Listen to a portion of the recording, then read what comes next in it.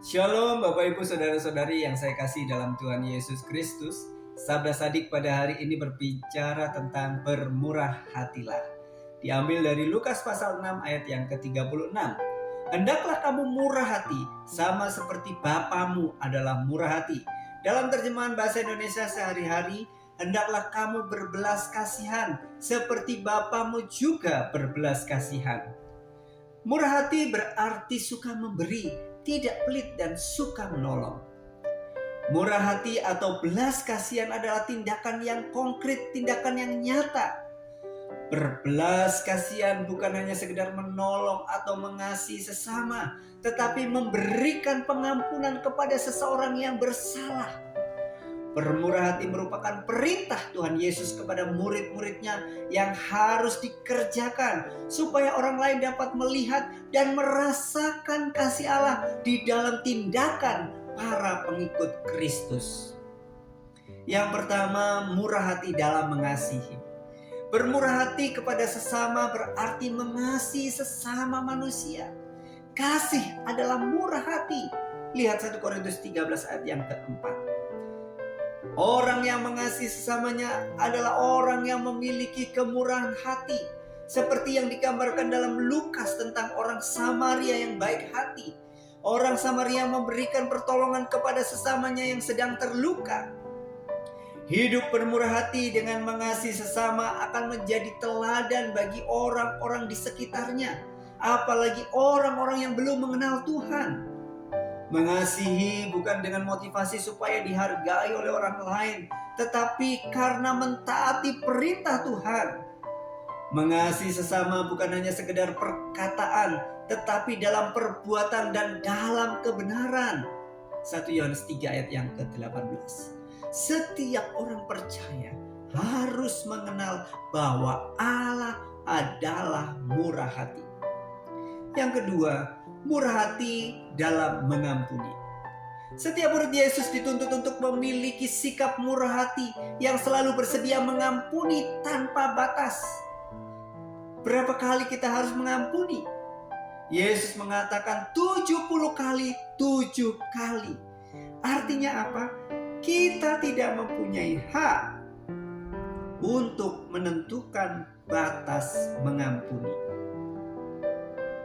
Allah adalah Allah yang murah hati yang suka mengampuni. Allah itu murah hati sehingga di dalam kemurahannya Ia mengampuni dosa manusia. Sebab itu setiap orang yang telah menerima pengampunan dituntut untuk memberikan pengampunan kepada sesama.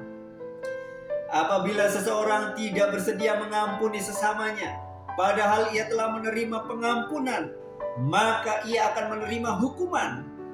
Di dalam Matius 18 ayat yang ke-20 sampai 35 digambarkan perumpamaan tentang hamba yang tidak menunjukkan belas kasihan, padahal ia sendiri sudah mendapat belas kasihan. Oleh sebab itu, para pengikut Kristus apabila tidak bermurah hati dalam memberikan pengampunan, maka akan menerima hukuman. Bapa adalah murah hati. Anak-anak Allah dituntut bermurah hati karena Bapa adalah murah hati.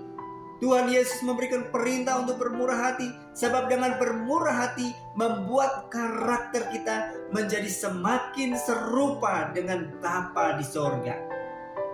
Bukti nyata bahwa Bapa itu Maha Pemurah adalah Ia rela memberikan putranya Yesus Kristus untuk mati di kayu salib demi menebus dosa umat manusia, supaya setiap orang yang percaya kepadanya tidak binasa, melainkan beroleh hidup yang kekal. Yohanes 3 ayat yang ke-16. Selama pelayanannya di bumi, Tuhan Yesus juga selalu menunjukkan kasih dan kemurahan hati terhadap semua orang. Maka dari itu, barang siapa mengatakan bahwa ia ada di dalam Dia, ia wajib hidup sama seperti Kristus telah hidup. 1 Yohanes 2 ayat yang ke-6. Orang yang bermurah hati kepada sesama akan menjadi serupa dengan Bapa. Seperti yang dikatakan Tuhan Yesus dalam Lukas 6 ayat 36. seperti Bapamu adalah murah hati.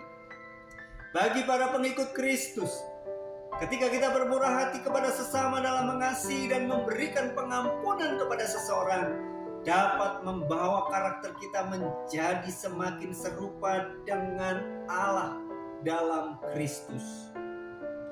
Murah hati kepada sesama itu mencerminkan sifat Allah yang murah hati, yang mengasihi dan memberikan pengampunan.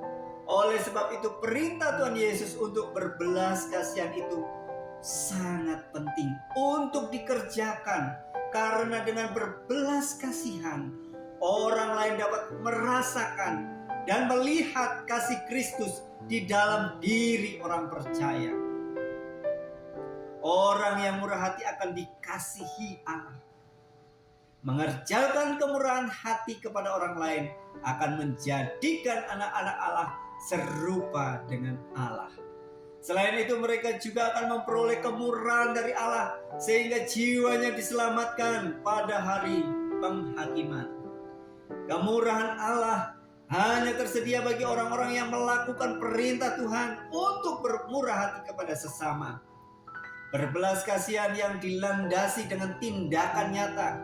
Hal ini akan membawa anak-anak Allah pada keselamatan dan memperoleh kehidupan yang kekal.